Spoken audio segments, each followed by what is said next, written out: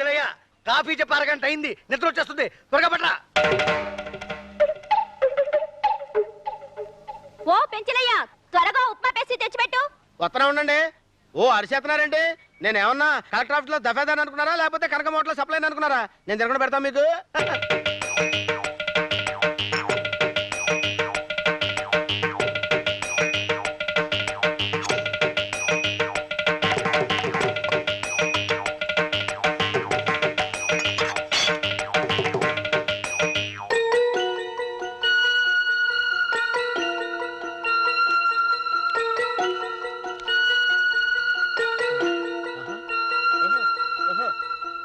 ఏం బాబు, మీ లవ్ స్టోరీకి ఇంకా లైన్ క్లియర్ కాలేదా?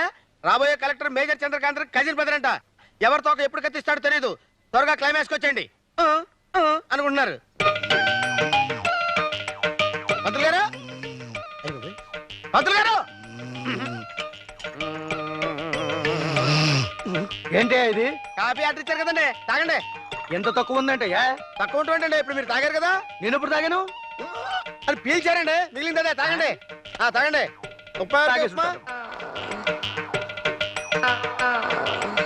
ఏడు చూపుల నాంచారమ్మ గారు, ఇదిగోనండి మీ పెప్సీ ఉప్మానండి.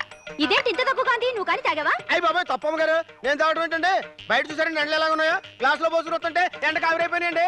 ఇదేంటి ఉప్మా కూడా తక్కువ గాంధీ? ఉప్మా అండి అదండి, ప్లేట్ లో పెట్టుకొస్తుంటే కాకెత్తుకుపోతుందండి. ఎత్తుకుపోతుందండి. కట్టక్కడ ఒక ముక్క కట్టుకుని ఇందులో పెట్టారండి. తిన్నమ్మ గారు. సరేలే వెళ్ళు. నమస్కారం అయ్యా. నీకు 100 నమస్కారాలు. నువ్వు నాతో మాట్లాడవా అసలు? ఇన్నాళ్లుగా తిరుగుతా ఉన్నా నా పెనిమిటి పింఛన్ డబ్బులు ఇయ్యలేదయ్యా. ఏంటే ఇన్నాళ్ళు భర్త పెన్షన్ లేకుండానే బతికేసావు కదా, ఇంకా ఎన్నాళ్ళు బతుకుతావు? మహా బతుకుతా 5 సంవత్సరాలు బతుకుతావు, 6 సంవత్సరాలు బతుకుతావు. ఇలాగ లాగించాయి. 13 ఏళ్లుగా తిరుగుతా ఉంటాను, డబ్బులు ఇప్పించయ్యా. ఏంటే 13 ఏళ్ళు అయితే ఇవాళ 13 ఏళ్ళు అరణ్యవాసం చేసి వచ్చిన పాండవులకు రాజ్యం ఇచ్చాడా దుర్యోధనుడు? మేము అంతే, ఎవరో సంతతి. నీ అదృష్టం బాగుండి పాత కలెక్టర్ ట్రాన్స్ఫర్ అయ్యి కొత్తోడు వస్తున్నాడు. వాడు రేట్ ఎంతో మరి నాకు తెలీదు. నా రేట్ నీకు తెలుసు కదా. 500 నాకు ఇచ్చావుంటే నీ కాగితాలు నీకు ఇప్పించేస్తా. 500 ఎందుకు ఇవ్వాలి? నువ్వెవరవయ్యా ఎందుకు ఇవ్వాలని అడుగుతున్నావు? నువ్వేమన్నా కౌన్సిలర్వా, ఎమ్మెల్యేవా, ఎంపీవా?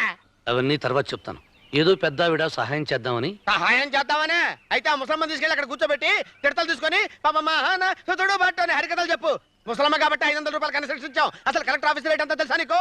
1000 రూపాయలు, 1000 రూపీస్. లంచమా? లంచమా? అయ్యో అలాంటి మాట్లాడకయ్యా బాబు. దాన్ని లంచం అనరు, తాంబూలం అంటారు. అందరికీ అర్థమయ్యే భాషలో చెప్పాలంటే ఆమ్యామ్యాం అంటారు. అంతెందుకు ఈ ఆఫీసులో లంచం కంచం ఒక్కో దానికి ఒక్కో సపరేట్ రేట్ ఉందన్నమాట. తప్పు గదు. తప్పు కాదు పిచ్చి మొహమా. నీళ్ళల్లో ఉన్న చేపలు ఈదకుండా ఎలా ఉండలేవు? ప్రభుత్వ ఆఫీసులో పనిచేసే ఉద్యోగస్తులు కూడా లంచాలు తీసుకోకుండా అలా ఉండలేరు. హరికథలు చెప్పక.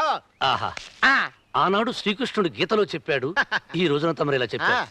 ఇది 500,